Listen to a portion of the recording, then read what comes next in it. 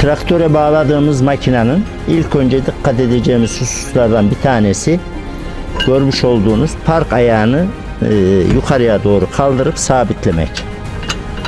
Bunu yapmazsak zaten park ayağını toprakta eğmiş oluruz. Yukarıya kaldırdık park ayağımızı. Her iki tarafta da var aynısından.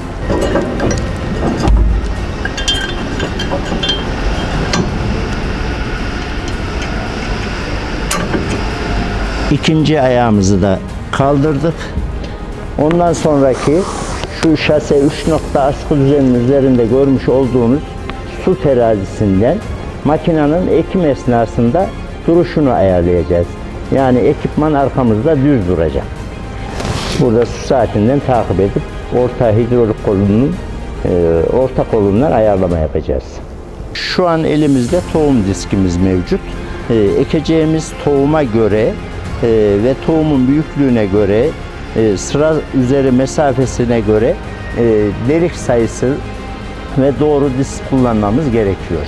Biz şu an makinamıza mısır diski takıyoruz. Onun takılma şeklini gösteriyorum. Kelebek somunumuzu açtık. Disk elimizde. Diskimizde bir düz olan kısmı, bir de tırnaklı olan bölümü var arka yüzeyde. Tırnaklı olan kısmı iç tarafa gelecek şekilde bu ünitenin göbeğinde görmüş olduğumuz alt köşeye bunu monte ediyoruz. Kapağımızı kapattık.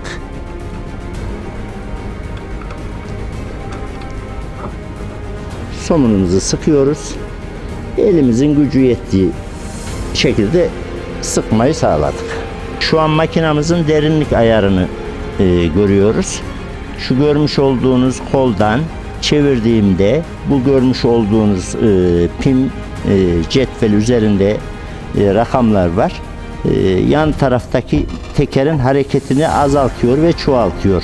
Bu da makinenin derine veya daha yüzeye atmasını sağlıyor.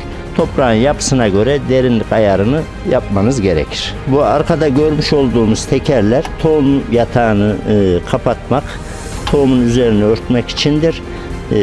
Toprağın yapısına göre bunda yumuşatma ve sertleşme vardır. Şu görmüş olduğunuz çevirdiğim yay yardımı ile bu tekerlerin baskısını daha da arttırabiliriz.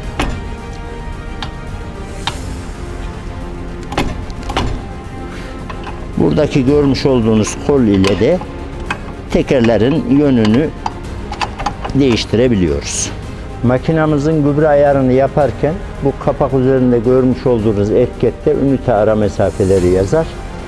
Ünite arası işte 45 ise, 70 ise, 50, 60 ise ona göre buradan o alanı, bölümü bulup atacağımız kilogramları görüp bu yanda görmüş olduğumuz koldan kaç kilo atacaksak gübre ayarımızı yapabiliriz.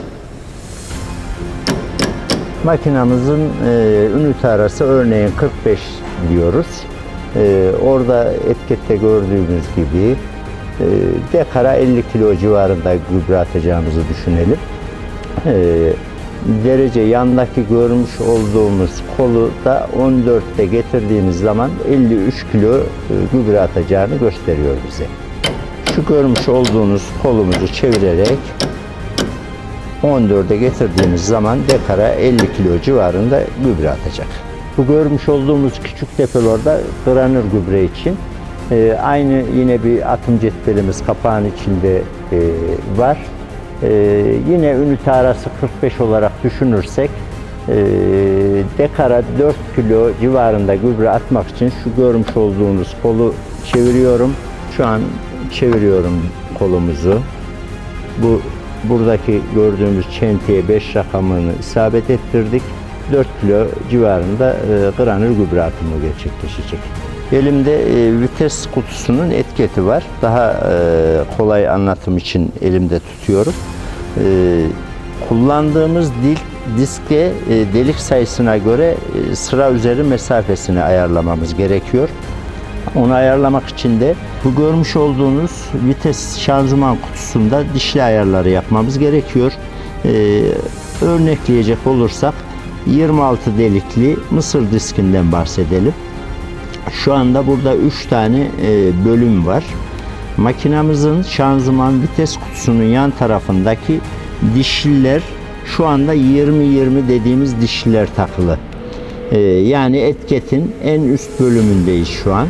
26 delikli diski taktığımız için makineye 11,5 santimden 22 santime kadar ekim yaptırabiliyoruz. Daha sık veya daha geniş aralıklarla ekme gibi durum olursa bu yandaki dişlileri çıkarıp yedek olan 23'e 16 dişlilerimiz var. Şu gördüğümüz şekle göre o dişlileri takmamız gerekir. Burada 14.2'ye ekeceğimizi varsayalım. Böyle 26 delikten indik. 14.2 sol tarafa geliyorum. Burada B, şurada da A harflerini görüyoruz. 26, 14, 2. B grubunu 21, A grubunu 23 dişliye takacağız. Şurada görmüş olduğumuz kolu açtık. Zincirimiz rahatladı. O etikette görmüş olduğumuz dişliler nereyi istiyorsa bu dişli zincirimizi onun üzerine takıyoruz. Bu ikili grup hareketli olduğu için yedili grupta olan dişliyi nereye takarsanız zinciri bu grubu oraya doğru yürütebiliriz. Düzlüğünü ayarladıktan sonra tekrar bu kolu kilitliyoruz. Tohumu tek tek atabilmemiz için şu görmüş olduğunuz mekanizmayı ileri geri oynayarak tohumun büyüklüğüne göre tek tek atmayı sağlamamız gerekir. Küçük tohumlarda küçük rakama doğru, tohumlar büyüdükçe büyük rakama doğru ayar yapmamız gerekir.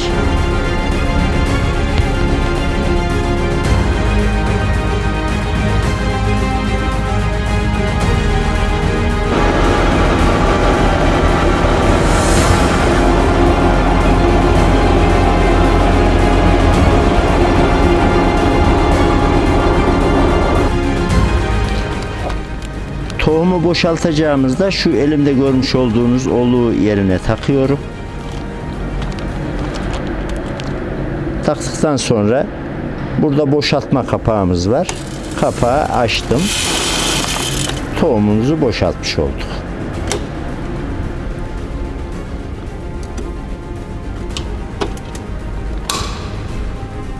Örneğin tarlamız bitmek üzere. Ekecek alanımız azaldı. Makinede bir sıra, iki sıra veya üç sıra ekecek bir yer kaldı. Ünitenin çalışmamasını, tohum atmamasını istiyorsak şu ünite şaftını tutuyorum. İleriye doğru ittim. Sağa doğru çevirdim. Şu an boşa çıkarmış durumdayım. Bu ünitenin diski dönmeyecek, tohum atmayacak. Tekrar kilitlemek istediğimde ileriye doğru iteleyip sola doğru çevirip kilitlemesini yaptım. Toprak yapısına bağlı olarak daha fazla veya daha az batış istiyorsak şu görmüş olduğunuz yayı sıkarak veya gevşeterek daha az ve daha fazla batış sağlayabiliriz. Daha fazla batmasını istersek bu vidayı gevşettikten sonra bir geride görmüş olduğumuz kanala yerleştirip tekrar sıkarsak üniteye baskıyı biraz daha fazlalaştırmış oluruz. Ünitemiz şu anda ekim pozisyonunda. Yolculuğa geçmeden önce bu üniteyi yol durumuna almak için şu görmüş olduğunuz kolu çeviriyorum. Elimdeki anahtar yardımıyla yukarıya kaldırıp ünitenin kilitlemesini sağladım. Tekrar ekime geçeceğimizde tam tersini yapıp bu kolu çeviriyorum.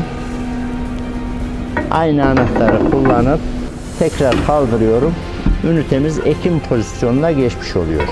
Gübre deposunda kalan gübremizi boşaltmak için de şu görmüş olduğumuz kapağı açıyoruz. İçinde kalan gübremizi boşaltıyoruz.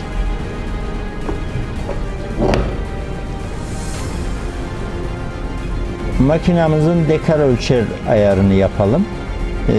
Menü tuşuna basıyoruz. Makinamız kaçlı ise ona göre artı ve eksi tuşlarından ünite adedini sordu bize. Makinamız şu an örneğin 4'lü. 4'e geldik. Kendi halinde bıraktık. Sıra arası mesafesini sordu. Makinamızın ünite araları şu anda 70'te. Sıra arasını 70'e getiriyoruz. Menüye tekrar bastık. Lastik ölçüsünü sordu. Yine artıyla eksiyle 500'e 15 lastik var makinamızda şu anda. Ona sabitledik. Ayarını yaptık. Ekeceğimiz alanı bu şekil hesabını yapıp ölçecek. Makinayı ölçülen alanı sıfırlamak için de reset tuşuna uzun basmamız gerekecek. Basılı tuttuğumuz zaman sıfırlamayı yapar. Gübre atım disklerini atacağımız derinliğe göre aşağı yukarı indirip kaldırabiliriz. Şu pimi çıkardıktan sonra bu delikler yardımı ile istediğiniz derinliğe gübremizi atabiliyoruz.